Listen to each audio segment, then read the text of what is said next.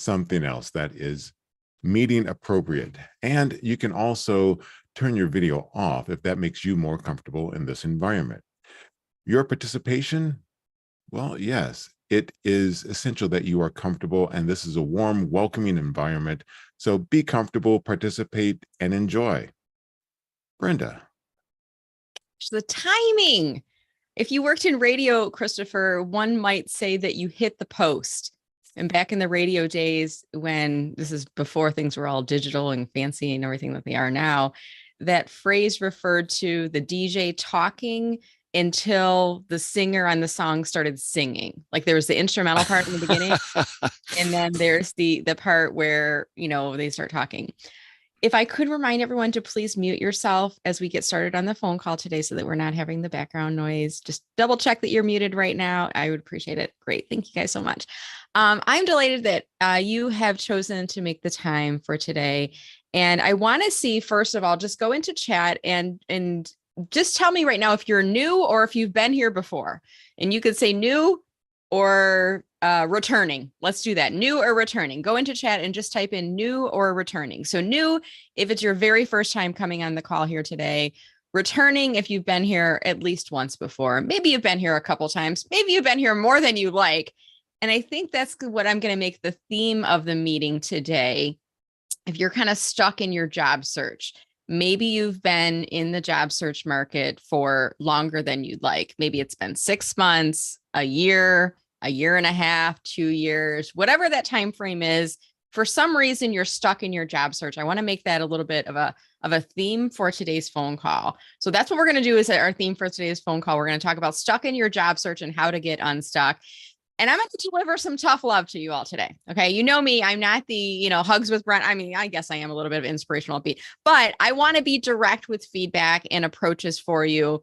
And, I'll often talk about different analogies and things like that. And, when you are in career transition, you can get stuck in the rut, certainly, and you get pulled down into the black hole, right? And that energy suck, that thing starts to happen to you.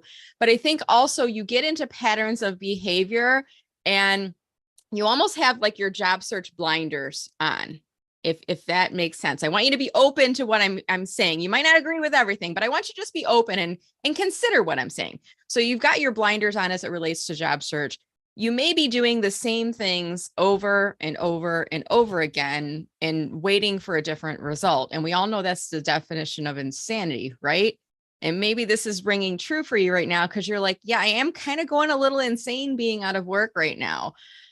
And you might come on saying, I want to come on this call today because I need a new job and I want to use LinkedIn to help. I've heard Brenda's great. She's got a good community of all-stars and people that can help.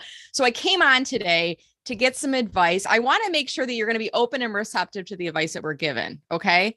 So if you are on the call right now, moving forward, as we go through Q&A, maybe we're going to do some profile hot seat reviews today, different things like that. We're going to ask you some candid questions about your job search. We want you to be honest with us in those questions. Our goal is to help you to get a job. Okay. I recently watched Jerry Maguire. Again, have you guys watched a movie? It's like an old movie, but the scene in the movie where Jerry and what's his name? Cuba Gooding Jr. in the movie. I can't think of his character's name, but Jerry and he are talking back and forth. And he's like, you used to have the love of the game in you. And now it's all about the money and what you're not getting and this and that and the other thing. And they end up going back and forth. And Jerry's like, help me, help you. And Cuba Gooding Jr.'s character, he's like cracking up by the end of the scene because he's like, oh my God, you had to help me, help you. But I want to help you. But sometimes I see advice that we are given in these phone calls. I don't see the advice being followed, if that makes sense. We'll give you feedback, like things like you need to get a new headshot photo. We don't see the new headshot photo. And there's different ways of getting new headshot photos that are less expensive and things like that. And we'll say, you can't just rely upon the job boards. You need to be posting on LinkedIn. You need to be networking. And then we ask you questions. And sometimes I hear, well, I'm not growing my network and I'm not doing the networking. posting I'm going on the job boards, right? So I want to like kind of crack this thing open today, help out a few of you that have been in career transition for a while, getting you out of the rut. That's going to be the theme of today's phone call. As we are doing that, go ahead and drop your introduction into chat. If you have not yet introduced yourself, I want to remind you to be brief. What we want to see is your targeted job title, your targeted geographic area, and your LinkedIn URL. And I'm going to do this right now on mine. Zoom intro. I use a little text shortener to help me out with this. So here's what I want. I don't want your life story. Nobody wants your life story. I'm sorry, we don't. Your mom and your dad might like your life story, but we don't want your life story. We just want to know your targeted job title, your targeted geographic area, and your LinkedIn URL. Okay. That's all we need to see in here. It's going to make it easier for people to skim through and read. And by the way, as you're coming across those LinkedIn URLs, please visit them. Invite people to connect, mention that you were on today's Friday VIP call. It's a really great way of opening up your LinkedIn community, building up your team of fellow job seekers and support. Okay. While you are all doing that in the chat, I am going to go through and I'm going to ask our all stars if you could please raise your hands right now. That makes it easier for me to find you inside chat, and use the raise hand in the reactions if you don't mind. So go under reactions and use that little raise hand. Thank you. Because then it makes it actually, I think, Christopher, when you raise your hand, doesn't it pop you to the front of the line in Zoom? Am I remembering correctly on that? It does, and it keeps you in the order in which the hands are raised. Oh, that's good to know too. Okay, so we're going to use this function, the raise hands function in there. And I'm going to go first with Christopher, then with Kenneth, then with Joey, and I'm waiting to see who else might be on the call. But if you could please introduce yourself in that order. Well, good morning, VIP or VIP. VIPs, just VIPs, right? Yeah, I am overthinking it. The coffee hasn't fully kicked in. Welcome to the session. My name is Christopher Johnson. I am a virtual event producer in metropolitan Detroit. I help speakers, trainers, coaches produce engaging virtual events by taking away the tech headache. I show up and things just work. Next is Kenneth, I believe. Yes, it is. I just had to remember to unmute myself. Some technology, great. Hi, my name is Kenneth Lang. I'm a LinkedIn introvert, which may seem a little bit counterintuitive, but for many years I was afraid to get involved in the platform and do things like that. But through these events and other things like that, I've really come full circle. I love to pay it forward. Currently, I'm at Lee Hecht Harrison, and it's been very interesting. An interesting challenge, because in the last 2 weeks, I've seen many different resumes of many different types. And it's amazing the mistakes that I'm seeing again and again. And what I'm finding out is that there's a right way or a good way and a bad way to respond back, because you want to make sure the people in transition are feeling supported. And I think that is such an important thing with Brenda's calls too. The idea of feeling supported. Tough love is important, but how you portray that tough love is so important as well. So if you also have a chance on Tuesday, 1 to 2, we have a networking and introverts discussion with Leanne Calderwood. So I definitely recommend you attend that. And I'm going to hand it off to my fellow New Jersey guy, Joey Himmelborn. Thank you, Ken. Good morning, all. Sorry, I'm muting. So I'm on this call to support everybody on the call, whether you're looking for work or not. I've been a salesperson for 25 plus years. I'm currently retired, so I'm happy to say that. But I'm here to support you all, to help you understand that you're not alone. Hopefully you can see around you. There are others who are with you as well, here to support you and guide you. And I will be your Jiminy Cricket, if I may. I'll be sitting quietly watching and listening. And if I hear you start talking negative about things or yourself, I will snap up and smack you in the face, because I'm from New York. I'm allowed to do that. So anyway, welcome to the group. If you're new, please let us know that. And I'll give it back to Brenda.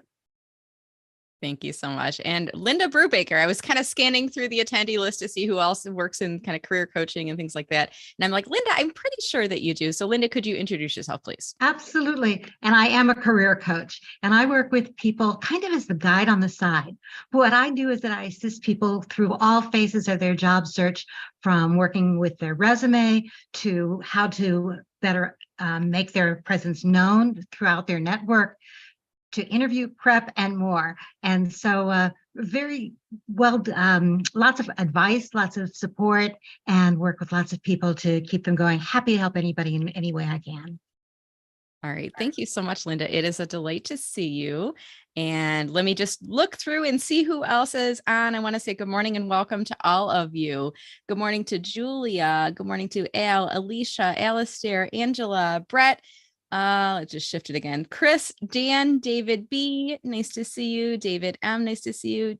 Dean, Gary, Janelle, Jeff, Joan, Juan, Catherine, Katie, Ken, Carrie, Kevin, Mary Ed, Mary Beth, Mary Dietz, Michelle, Nancy, Randy M, Randy B, Scott, Simeon, Smitty, Stuart, Susan, VF, Wendy, and Vic. Good morning and welcome to all of you. I'll just remind everyone, please keep yourself on mutes.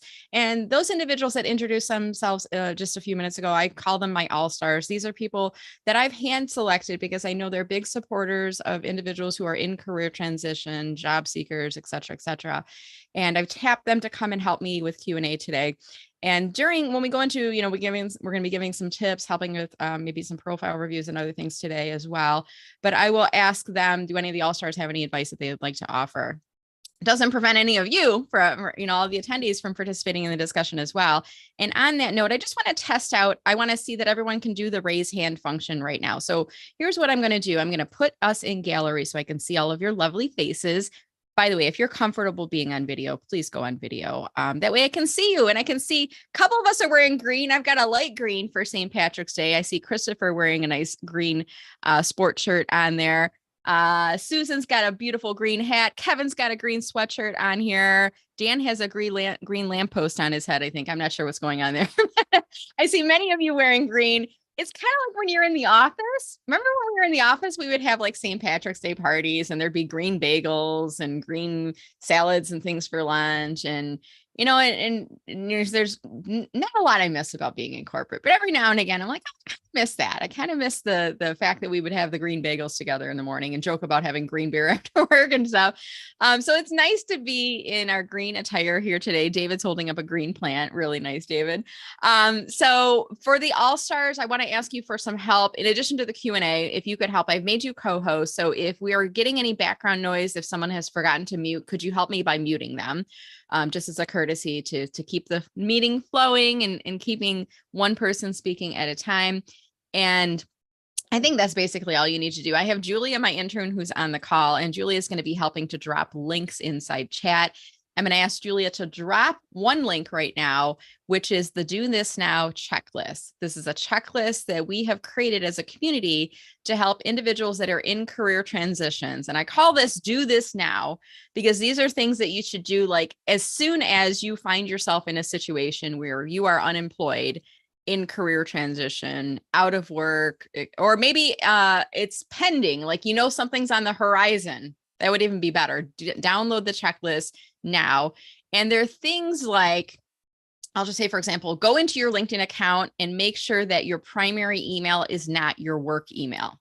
You don't want to have that happen because you want to be able to get into your LinkedIn account, first of all, right? And if you haven't logged in for a while, you forgot your password, you don't want to have to go back to your former employer and try to find somebody in IT to help to get your password reset for you on your LinkedIn. Now you can contact LinkedIn directly, but it takes a couple days. You got to get a driver's license updated. It's a little bit of a hassle. So things like that. And other things like when you leave your employer, you might try to negotiate either additional items within your severance package, or maybe ask them if you can buy your laptop from work if you don't have a laptop at home, or maybe buy your cell phone that work has given you because you don't have your own personal cell phone. So things that, like, nobody tells you these things, because when you're working for a company, they're responsible for you, right? You go to them, you go to HR if you have issues and problems, but as soon as they sever you as an employee, they're no longer responsible for you. So it's not that they don't care about you.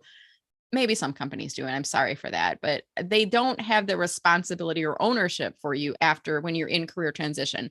Now, some employers do give you outplacement services, and they encourage you, and they pay, by the way, they pay for them whether you use them or not.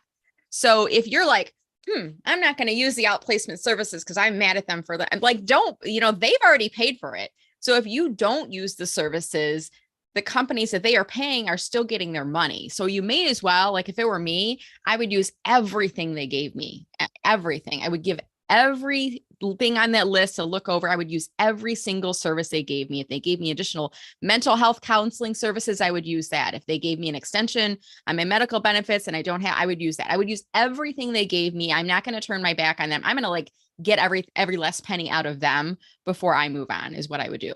So things in that checklist are designed to help you with, what do you need to do now if you're in career transition? And I think it can be a helpful checklist, even if you've been out for a while, if you've been out for 6 months or a year. So still look at the checklist if you haven't done so already. Julia did drop that inside chat a little bit earlier, but do check that out as a resource.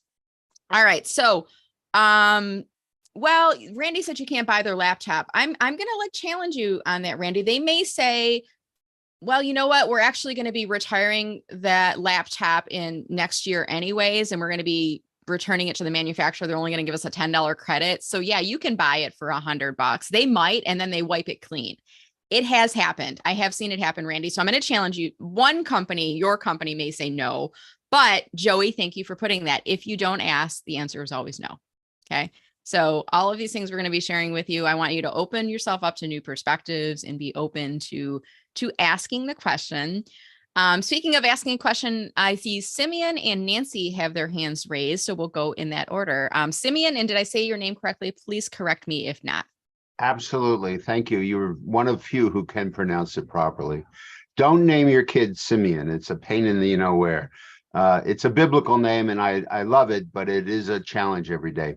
I'm a doctor. I don't practice and I've never practiced. And I've had a number of entrepreneurial opportunities with a publishing company with my father. A medical publishing company was pretty successful.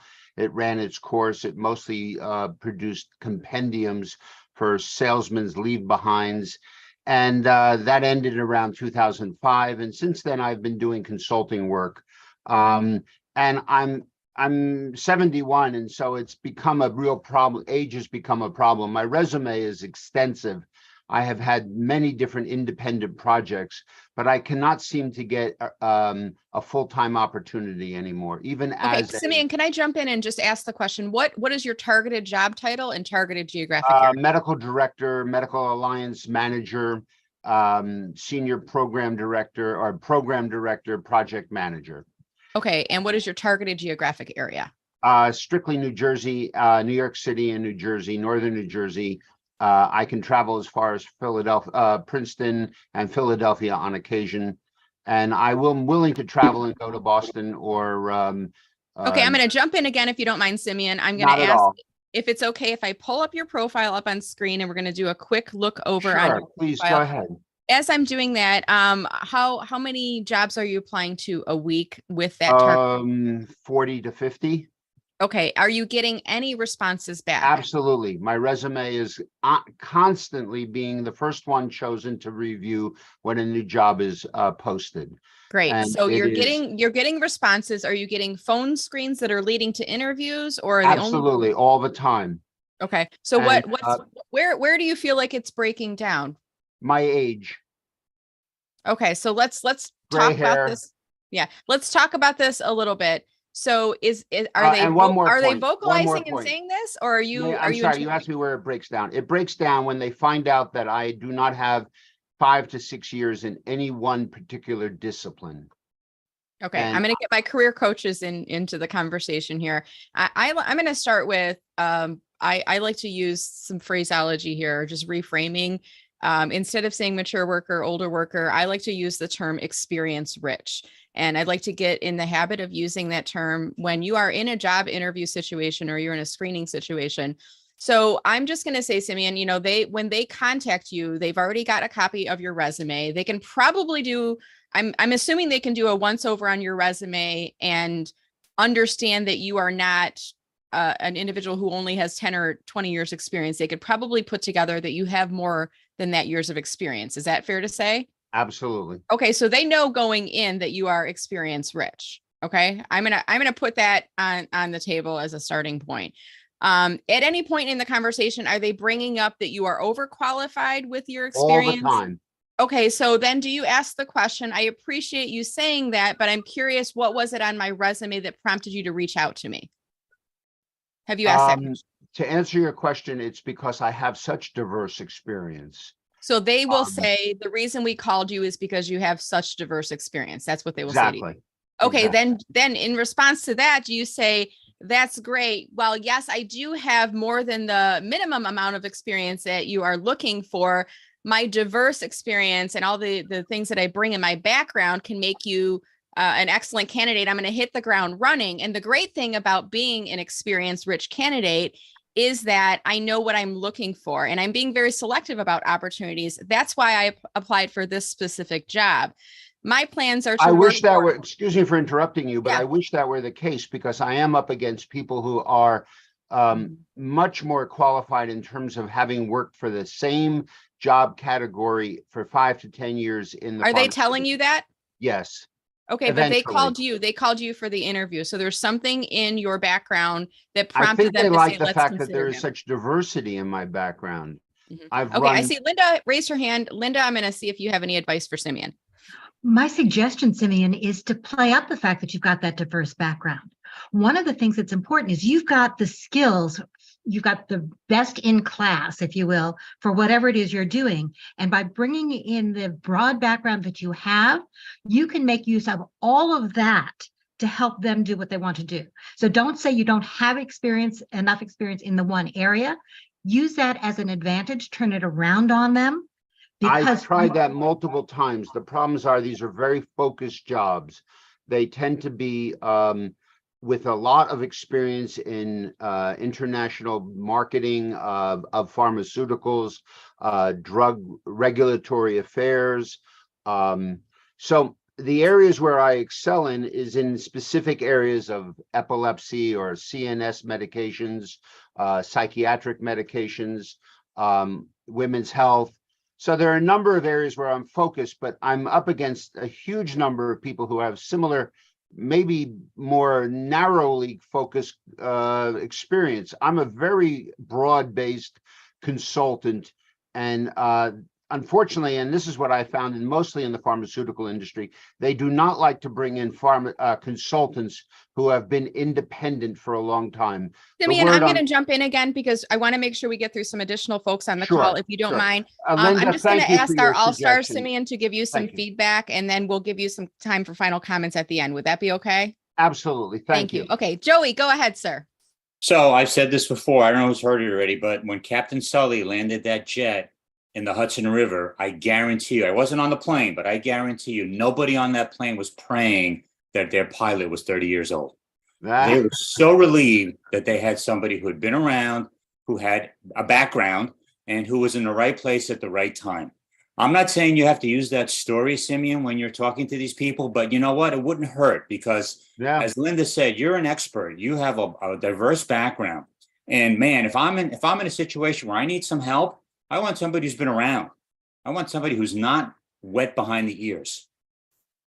Well, thank you. That's helpful. It really is. Okay, Simeon, I'm going to give you some candid feedback on your LinkedIn profile. And if Kenneth Lang is still on, I'm going to ask him if he has any feedback to give you as well. There's a couple things that are jumping out at me right away when I'm landing on your profile. And all of these things I want to give you. I want to position you as a candidate who is engaged with technology, keeping current with technology, marketing yourself, giving the best chance possible for people that land on your profile. You want to give them the best first impression. So here's what I'm saying. You've got a headshot photo, and I know that you work in a serious field, medical, but you've got a headshot photo that you look very serious and ominous and almost a little bit angry. I'm just going to be candid with you on that. Me, that's my interpretation. You might think it looks serious. I feel like you look a little angry in the photo. Okay. So my first impression is that. The next thing, I don't see a header image in the background, that rectangular block that goes behind you. You need to upload something in there that is supporting your job search. Almost think, Simeon, like if you're standing out on, I'm going to say Times Square, holding a billboard in your hands, what does that billboard say? Okay. It's not just a picture of the ocean like you have behind you, but I wanted to say something that says, I am interested and focused on medical. So maybe it's like medical equipment or supplies or things like that. Or if you're focusing on a specific area, I think you said epilepsy, what if you said, what if you put a question? What if we could work together to cure epilepsy or something like that? I want to Understood. have a message Understood. that's giving me that immediate impression of what is your area of focus. The next thing I want to give you is you have a lot of gray avatars throughout your profile. And I see right here, First Mountain Healthcare Strategies. It doesn't look like it's linked to a company page. Spartan University School of Medicine. It doesn't look like that's linked to a college or university. So what I want to encourage you to do is if any of these organizations have a company page, you want to link them to your company pages. Clicking on the pencil icon in that area, you go in the company name field and backspace until you find it. If it's your own company, because you're a consultant, you need to create a company page on LinkedIn, and that's how you get the logo inside of there. All of these things, when I'm saying gray avatar, it's like, did he really work there? Are these really companies? Like, that's the impression I'm getting. Or did he just make all of this up? Like, maybe some of them don't, but I can't believe that none of them have a company page on LinkedIn. I have to believe that at least one of them would. For the colleges and universities, you can see here, you have connected to, I'm not sure if it's Eisenberg or Isenberg, but I can see the logo. Boston University, I see the logo. For Spartan University School of Medicine, I'm sure they have a LinkedIn company page, and you should get that linked into here as well. Kenneth Lang, are you still in, and are you able to share any additional feedback on his profile before we move Yes, on? I am. Thanks. I'm going to say something which I don't normally say in a case like this. I think there's too much on there, actually, and it's like all over the place. Especially in the about section and other things. You want to position yourself as, if you will, and I'm going to use a business, you want to be like a leader of all these different functions. In other words, you're coming across as the jack of all trades, and that's exactly what you're being found by. I mean, and I think I sent you a message. I would, less may be better here. I'm looking at the title, and you're all over the place. So you're saying in the about section, I want to do this, this, and this. I've done this, this, and this. So it comes across that way. When I look at here, I'm able to, I'm interested in, I'm currently seeking. So I would probably fine tune that a little bit, because if you have the experience, you don't almost have to say that you have all that experience to that level. I mean, you're good.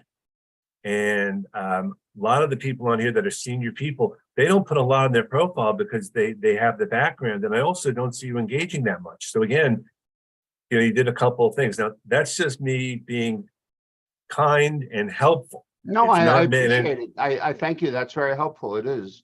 I will take that to heart. I will modify that in the ways you've suggested. I mean, what do you think, Brenda? Because I was coming at Yeah, this. I agree. I mean, without going into a full profile review and everything, like I want to be crystal clear when I land on your profile, what you are looking for and what you would offer my company if I hire you. And sometimes, we get into the habit of, I want to make sure I put everything out because I've got a lot of things that I can do. But you want to think about big this issue from the perspective of your employer and them saying, why should I hire you? What's in it for me? To be more focused on there. Well, those are all very good and helpful comments. I mean that sincerely. Thank you very much. What I have found is, because I am a short-term consultant religiously, I mean, that's essentially what I've been doing for years now. I am what I am. And that is unfortunate. I cannot find full-time, long-term employment. So I get 3-month or 4-month or 6-month assignments. And that's what I've become, like it or not. So can I give you can I give you a question? Do you need to work full-time, or can you be a full-time consultant? Can you be a full-time consultant? Absolutely. I find it very hard to be an independent consultant in this environment. The problem is I'm competing with everybody who's been laid off, who's been, full-time employees, now a consultant. Okay. So that is my problem. I have a good track record of doing projects consistently. Okay, I think there's an opportunity for consulting long-term, even in today's climate. I feel like you have the experience that could back it up. I mean, you got to want to do the work. It's definitely chasing after things. Simeon, if you don't mind, I want to move us along here. I want to get some time for other people. I'm going to give Joey. Thank you very much for your comments. They are very Joey helpful. the floor for his last comment, and then we'll move along if that's okay. Joey, go ahead. I'm going to beat a dead horse, but this is for everybody. The person we have the most conversations with on a daily basis is ourselves. And we know that most of those conversations are negative in nature. All I can suggest to you is that as adults, we need to stop that Nobody can do that because nobody can hear that. Only we hear that. We have to take the bull by the horns, stop ourselves from speaking negatively and thinking negatively, and just turn it around and be positive as much as you possibly can. I'm not saying it's easy. I'm not saying it's simple, but that's what separates us from the 3-year-olds. We have to be positive and upbeat. That will pervade everything we do and everything we say. All right. Well, Great. thank you very Thank much. you. That's really helpful. I thank you. All right. Thank you, Simeon, for the question. Hopefully we've given you some inspiration, and for the others on the call as well. Hopefully we've given you some insights and things to think about. Okay, so we're moving along here, and I want to move into maybe a little bit of a I don't want to say crowdsourcing. Maybe it is crowdsourcing, but I want you all to go into chat right now, and I want us to share tips with each other about things that we should be doing if we're feeling stuck in our job search and we're not getting job opportunities. So, for example, I'm going to give one tip, and that is connect with people who are in your targeted job title, in your targeted geographic area on LinkedIn. And you might go, well, okay, Brenda, I'm looking for a marketing director job in Metro Detroit, and you're telling me to connect with people who are marketing directors in Metro Detroit. Why would I do that? I'm looking for a job. Hear me out on this one. When you connect with people who are in your targeted geographic area and who are in that targeted job title, you are building your network of potential referral partners. Now, back when I worked in corporate, I was working as a marketing director. So that's where I'm pulling up this example. And every once in a while, I would have a recruiter call on me or message me on LinkedIn saying, hey, we're looking to hire a marketing director. Or maybe it was like the next level up, a VP of marketing or a CMO or something. Would you like to talk? And at the time, I was happy in my job. I'm like, nope, I'm not interested. But I have a friend named Jennifer who's looking for a marketing director. Would you be open to talking to her? So you could start to build out your referral of your referral network of people who are in your targeted job title. And the good thing is in your targeted geographic area, because that's sometimes the challenge. You find a job, but it's in Philadelphia and you're in Metro Detroit, right? So that would be my tip. I want you all to go into chat right now, and I want you to share a tip as well.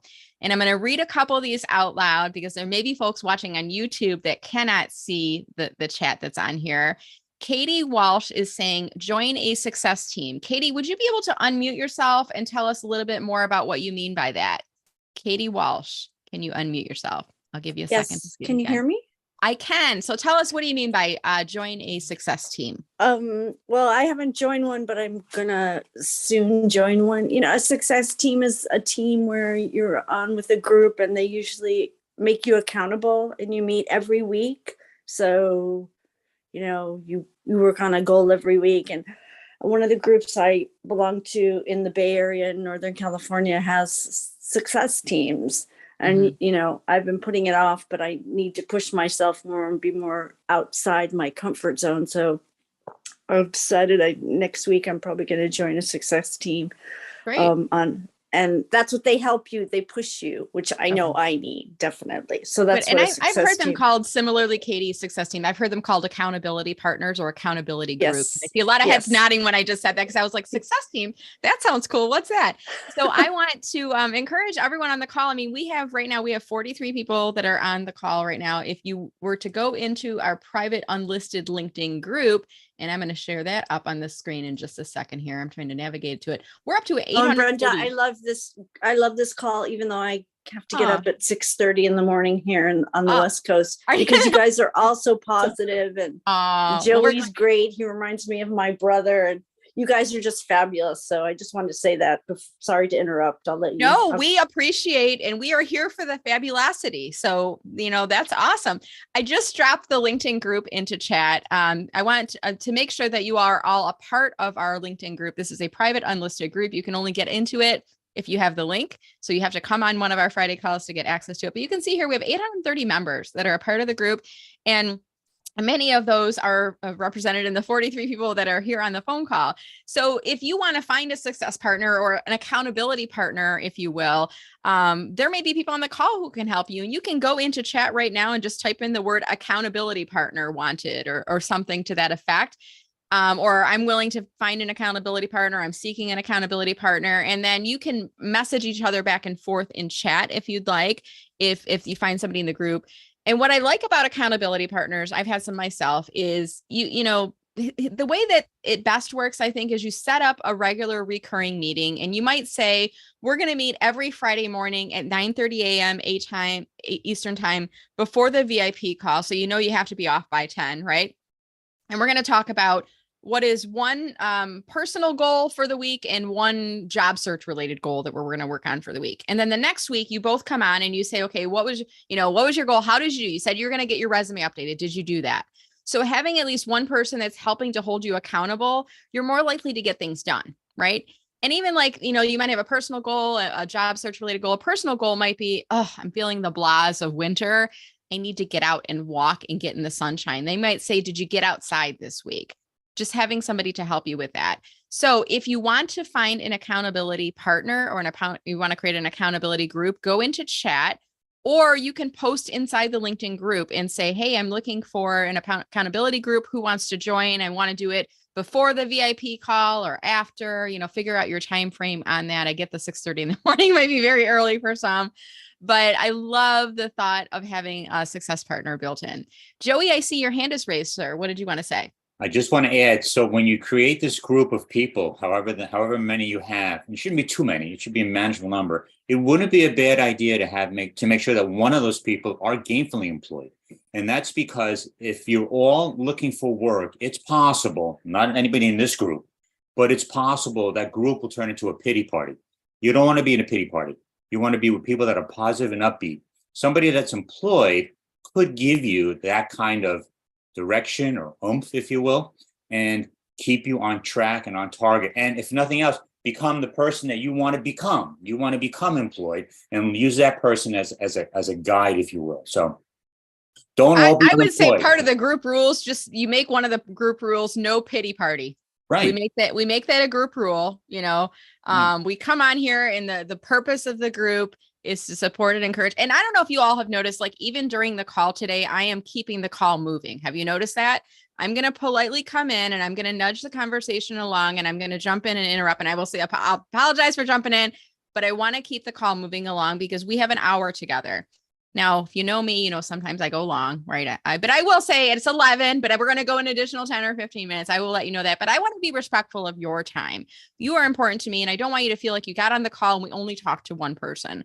So it's perfectly okay to have those ground rules with the accountability groups, but thank you so much for that point, Joey. All right, let me read through a couple more of these that are inside chat. And maybe we'll talk about a couple of these in here as well. I see all the green bagel talk from earlier. Captions are enabled. Yes, I see that inside here. The checklist is in here. Let's see. Dan sent me a LinkedIn message.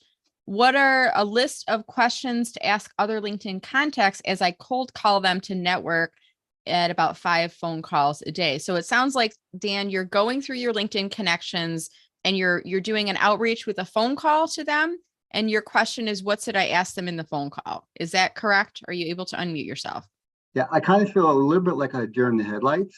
I can ask a couple of questions and the obvious ones, and then what do I say now? What do I ask now? How do I connect? Are you messaging them first saying, hey, are you open to a call? Or are you just calling? Well, no, I haven't yet. I haven't. Oh, okay. So and I want to ask our all-stars, please raise your hand if you want to offer advice for this approach. But my initial reaction when I heard you say you're just cold calling people out of blank and then what do I ask them? What I would probably do is try to warm up those connections first and see who is open and receptive to a phone call.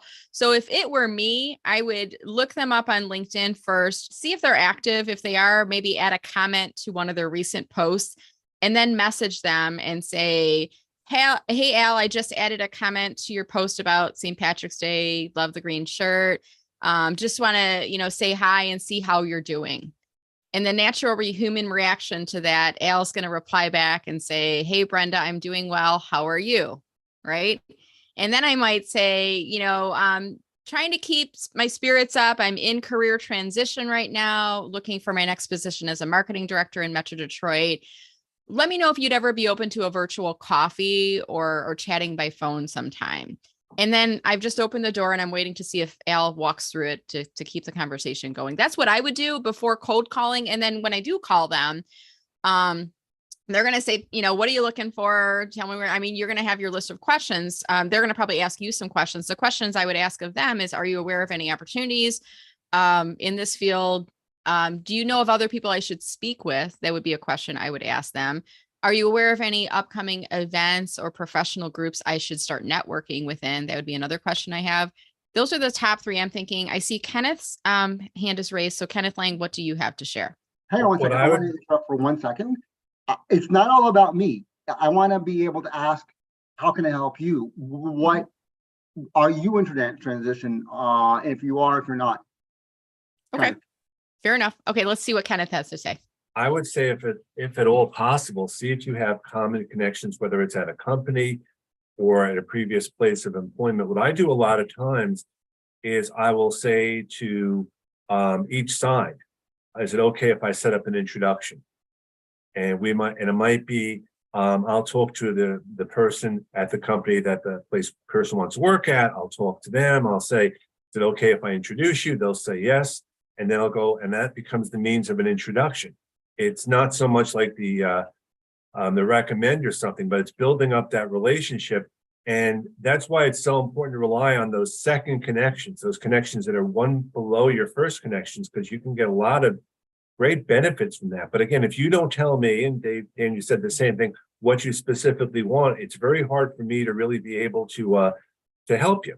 So there's nothing wrong with asking for help. I think there's a better way to do it than others. Like sending a cold call connection request by itself may not be enough, but just use the opportunity to build out your relationships.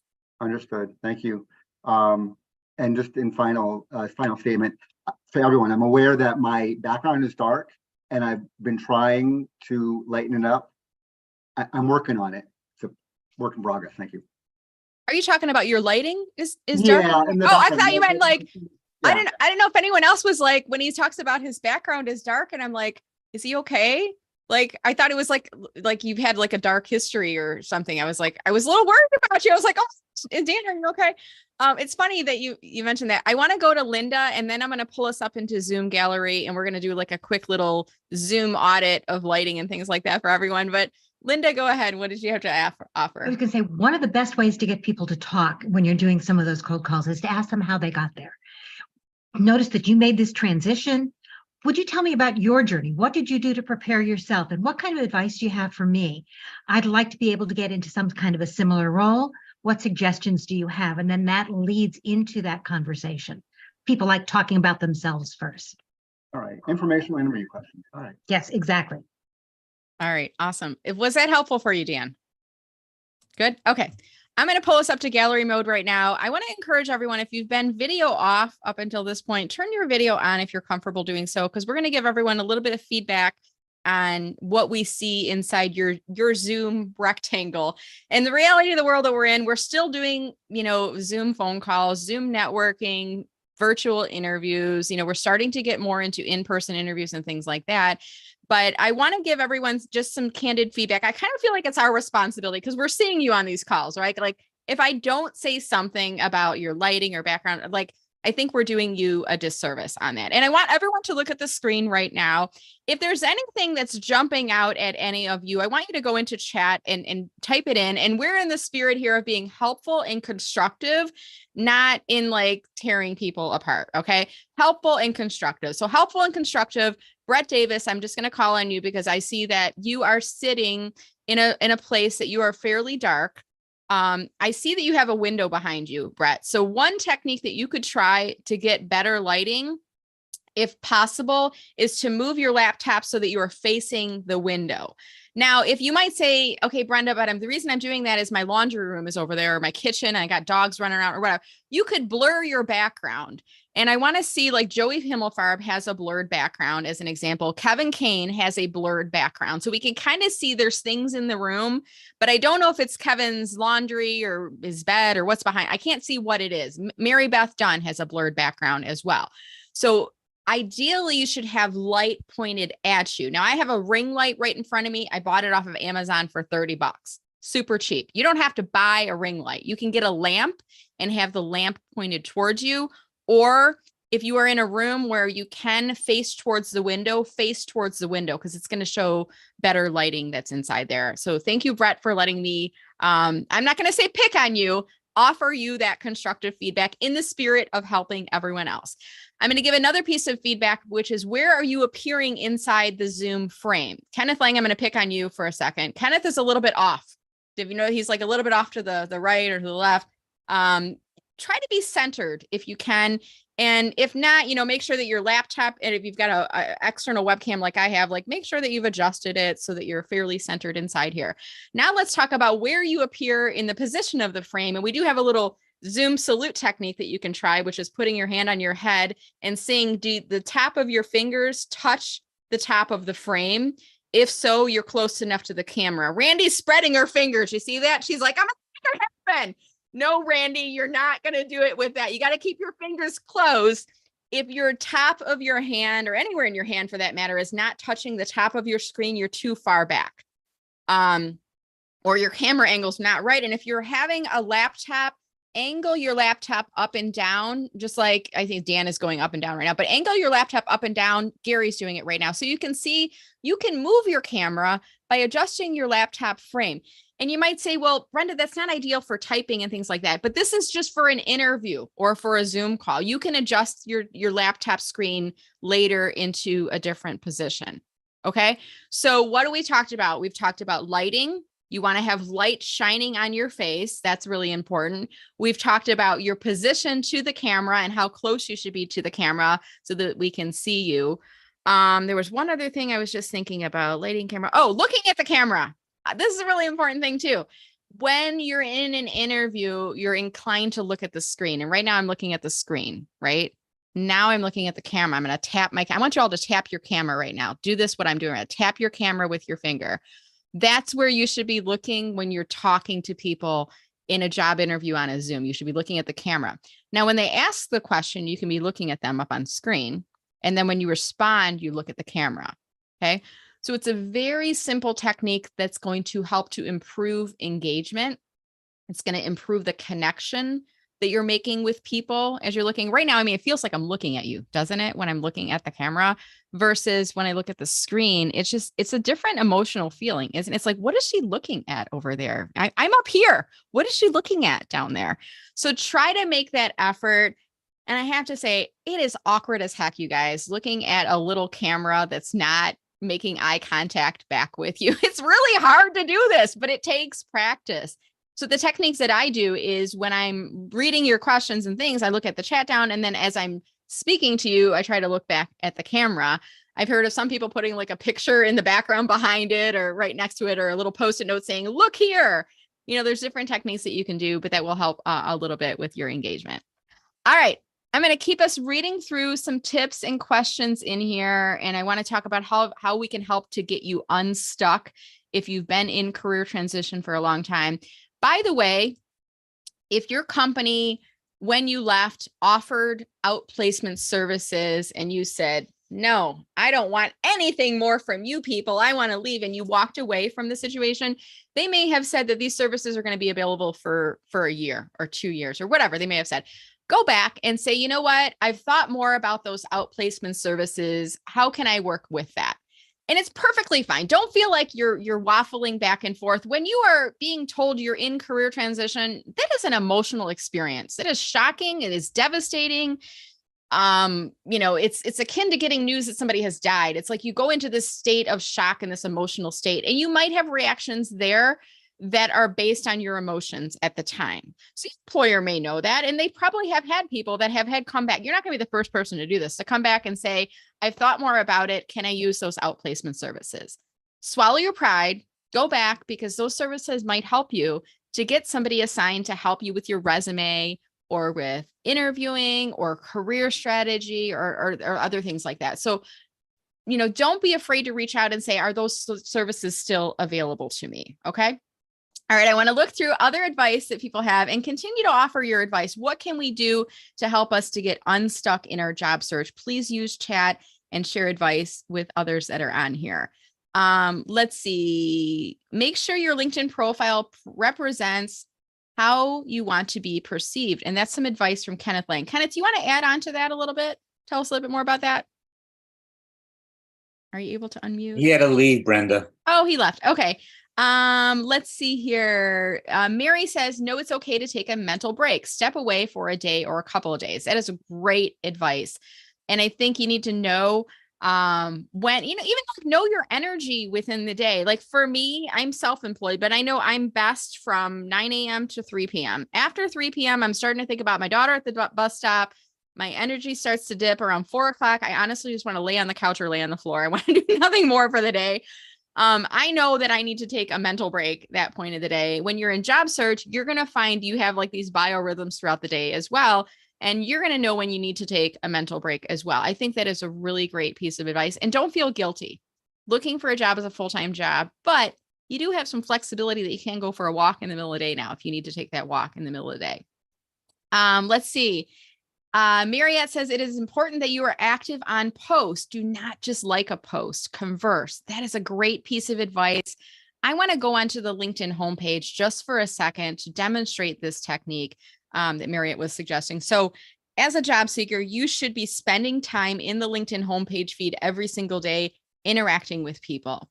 And part of the reason we do this is we're trying to create social media karma.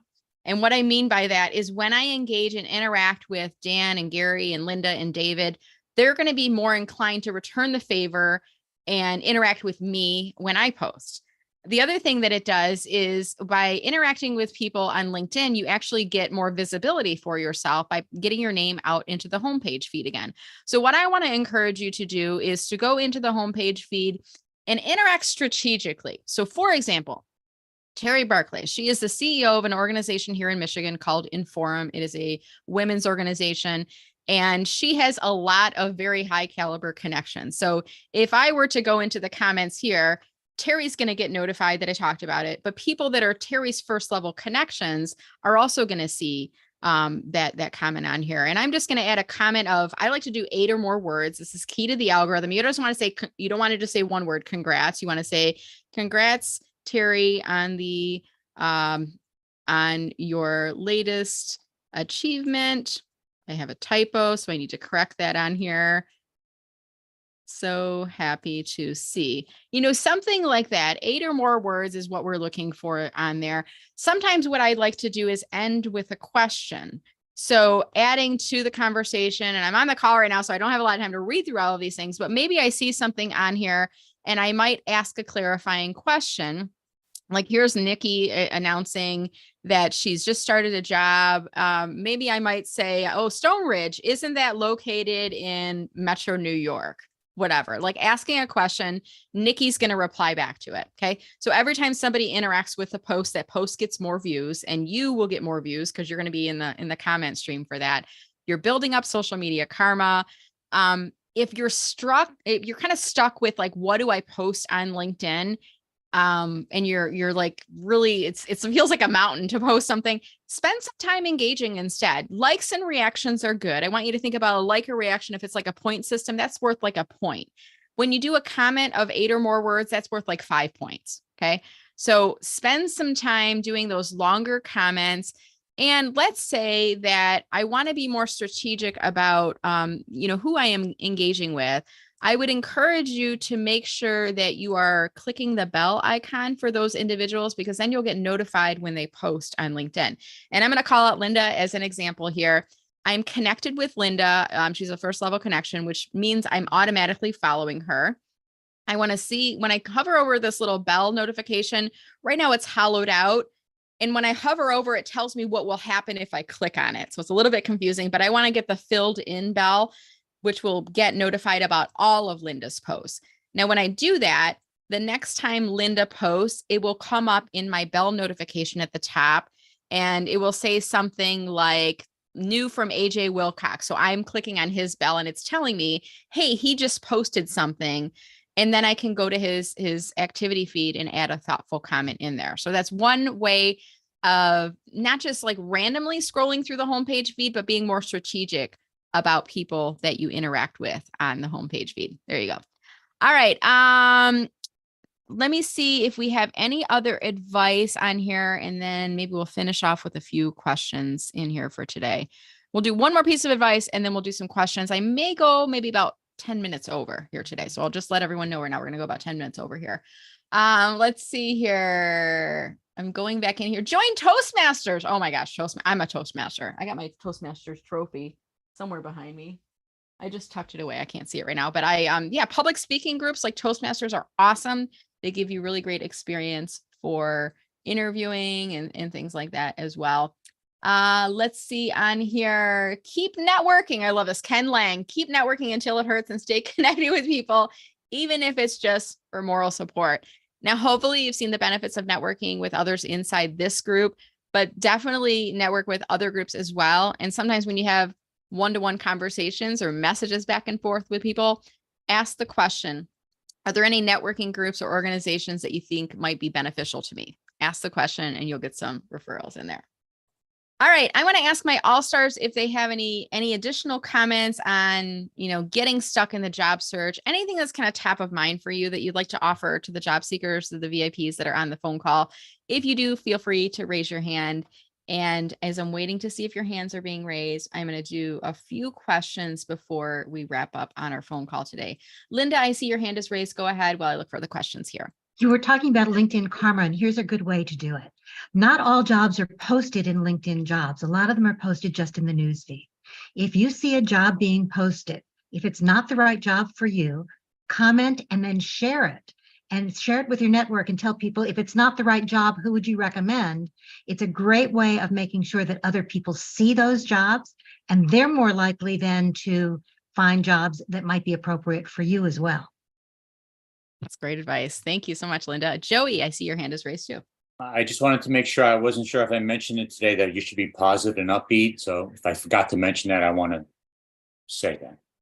That's wonderful. Thank you, Joey. Appreciate that. All right. Stuart, is there any way to find out who viewed your LinkedIn profile other than purchasing premium? You, with the free version of LinkedIn, Stuart, you can get a couple of recent profile views, but you don't get all of them. So unfortunately, there's not a way that I know of. When you join premium, do keep in mind, there's a couple different levels. There's job seeker premium, which is the lowest price. Then there's business premium, then there's sales navigator. So you can kind of step up through there. Typically, job seeker premium is free for the first month. You have to put a credit card on file, and then you can get access to using it on an ongoing basis. You can pay for it a year in advance to get a lower price on there. As far as I'm aware, there is not a way to see everyone who's viewed your profile. But Stuart, if you're posting regularly and interacting regularly, you can see the people who are commenting on your posts. It's not everybody who's looked at your profile, but it is a different technique to get there. If anyone else in the group has additional advice for Stuart on that, please feel free to drop into chat. All right, let me see. There's a couple other questions in here. I'm going from the bottom up. Jess says, do you have any sense when normal people will get to use carousels? Jess, are you able to unmute yourself? Yeah. Hi. All right. Hi, how are you today? Good. Good. So you're talking about the post where we click on inside a LinkedIn post. Are you ready for me to blow your mind right now? I am so ready. Okay, you can do this today. You have access to carousels. Do you know what a carousel is? It's a document post. This is what you do. You go into the field that says start a post. Click on that. At the bottom, you're going to see, depending on your view, your icons might look different. I've got the new rollout that's coming through right now, but you're going to click on like the more icon and then scroll on over until you see this little thing that says document. It looks like a Post-it note. Okay. You're going to click on that. And then you're going to choose I like to do PDF files. So I am going to use, for example, let me go to my downloads because I did one earlier this week. Now I can't find it. Meller Marketing Events. Here it is. This is a document that I created inside Canva. Are you familiar with Canva, Jess? I am. Yeah. Okay. So I created a 1080 by 1080 graphic inside Canva. It had 24 slides in it. They were all 1080 by 1080. I exported it as a PDF, and now I am uploading it into LinkedIn as a document post. When you have a multiple page PDF that you upload into LinkedIn, it now becomes a carousel. Wow. All right. Good to know. There you go. So who was it? Lisa, I'm blanking her last name. Lisa Vitale, is she on the call today? I don't think she's on. I don't think she was. So she was doing, as part of an interview, she was putting together some recommendations for a nonprofit about how to solicit for long-term volunteers for the nonprofit. And she was doing it as a project for them. And I said, you know what you should do? Don't just do it for them, because she's looking to get into nonprofit. If they don't hire her, like merchandise it, like put it in a document post on LinkedIn and share that along. And that's a really great way of merchandising yourself as a job seeker. All right, Jess, are we going to see a document post from you today? Yeah, sure. Awesome. Okay. Thank you for asking the question, by the way. And that's what these calls are for, is to help you. You might go, why are we not getting it? You have them. A lot of times these features are on LinkedIn. And the crazy thing is, LinkedIn is confusing. And I always tell people, like, I literally have a job because LinkedIn is confusing. If LinkedIn was easy to use, I would not be here today. Like, I wouldn't be here. I see, Becky, you have your hand raised. What do you have to offer? Well, I was just going to tell people that, in January, I put together a book, and you should be getting one. Anyway, I use Canva. And so I just want to tell people to consider some options, because depending on what you want to do, Canva is good or it's abysmal. It doesn't comply with Amazon. So the other thing, my nephew is a graphic designer, so I've talked with him and he goes, just go and do iCloud and use Pages and blah, blah, blah. So just want to throw out, if you have access to iCloud, which if you have an iPhone, for sure you do. I don't know enough, but that also gives you some other options and some flexibility. And you go to Pages and they've got some templates and other things that you can work with. So depending on what you're trying to do, if you're finding that, there might be some limitations with Canva, check out Pages. That is a great tip. Thank you so much, Becky, for that. Appreciate it. And looking forward to hearing more about your book. What is it about? I don't know if you said that. Well, the one that I'm sending you, let me pull it up here quickly, is the journal. And here's what it looks like. Oh, very cool. In working with some of my small businesses, I thought, I want to give them something that encourages them, inspires them, and I want them to believe in themselves and their ideas. And so I thought, they all talked about their ideas and being organized and being focused. I thought, okay, well, I'll make a journal. And then when I talked to people, I had people that never even saw this, didn't really know much, and they're giving me testimonials. So I thought, okay, I think people like journaling. Oh, that's awesome. Well, I'm looking forward to it, Becky. Congratulations to you. And I'm a big supporter of people in books and writers and things like that. By the way, if anyone on the call has a book, please drop the link to your book inside chat right now, because there might be somebody on the call who's interested in purchasing a copy of your book. I've got one. It's called Social Media Pie: How to Enjoy a Bigger Slice of LinkedIn. I'm going to ask Julia, my intern, to drop my link in there. I know Joey's got a book on Don't Paint Your Kitchen. It's not in my office. It's upstairs, Joey. And I know there's probably some others on the call that have books as well. So feel free to drop your links to your books inside of chat here. All right. So as we wrap up, I want to give some final comments here on if you're getting stuck in your job search. If you've been in the job search market for 6 months, a year and a half, 2 years, and you're not getting any opportunities, I want to give you some closing comments here, and then we'll start to wrap up our conversation. I want to remind you that you need to be very focused on what you are looking for. That's part of the reason I always start our calls with, let's drop our introductions. What is your targeted job title and targeted geographic area and LinkedIn URL? So you can't just say, I'm looking for anything. I just need anything. Because if you're looking for anything, Starbucks is hiring for baristas, or McDonald's is always hiring for adults for $15 an hour. Now they've got the big sign, adults only, $15 an hour at McDonald's, right? And you might say, well, I don't want to work in retail or food service. Okay, now what do you want to do? What are you good at?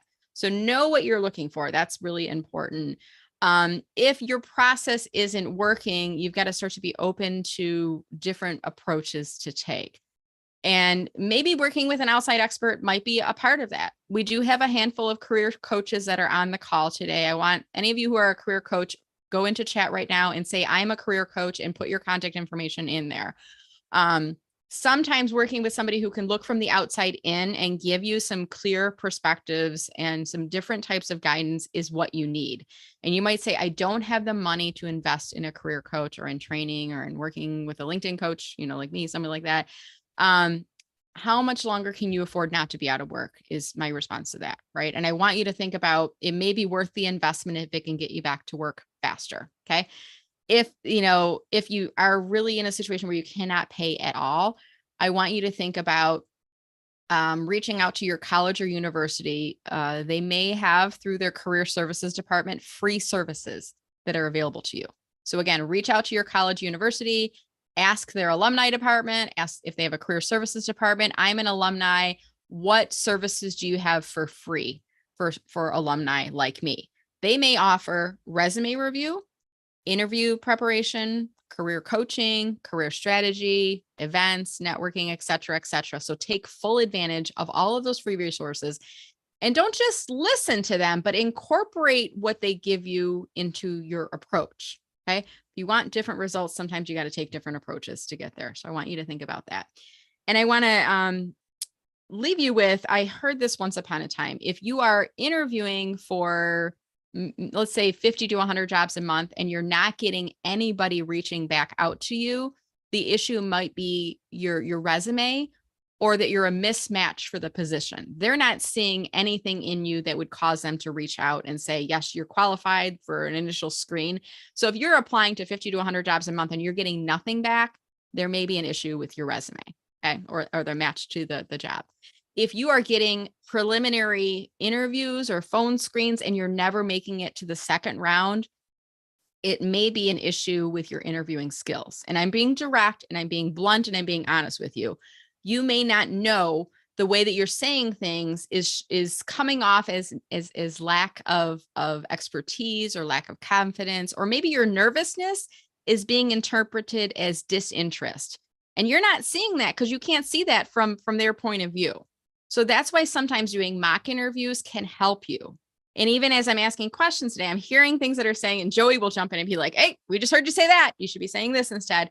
We want to check you to help you to get to, that the next phase of the interview. So if you're not getting any interviews at all, it might be a resume issue. If you're getting first round screens that are never going into second round, it may be an issue with your interviewing capabilities. If you're getting, you're going into second rounds and you're never making it to final, and it could at that point just be a fit, to be honest with you, because they've already vetted you. They've seen the skills and qualifications.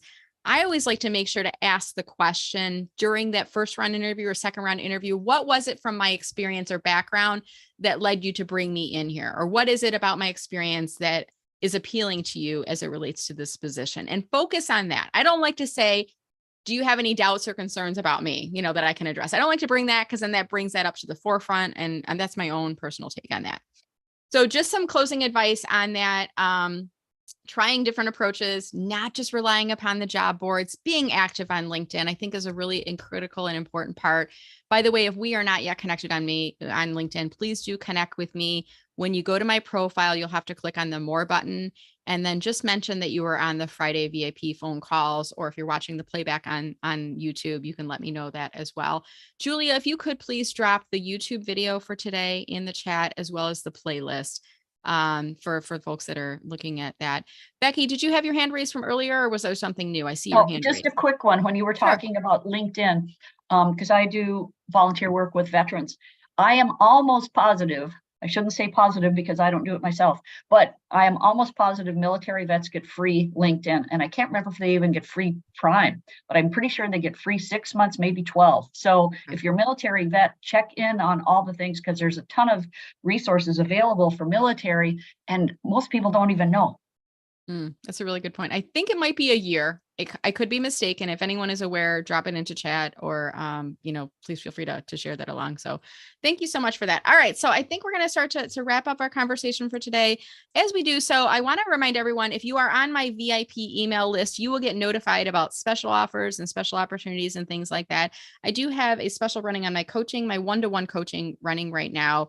I'll just remind you, through the end of the month, my regular rates for one-to-one coaching for 1 hour is $250, and I'm offering a special for this month. It's a $100 session for that. I'm only limiting that to 20 spots, and I've sold out. I don't think I'm at quite halfway yet, but it will expire on March 31st or whenever I sell out on those. You have to check your email to get the link to sign up for that if you're interested. All of that said, I want to thank you all so much for making the time to join us on this wonderful Friday. It's a little bit cold here in Michigan, but seeing all of your bright, smiling faces are the sunshine that I need. And I hope that we have been the sunshine that you need today as well.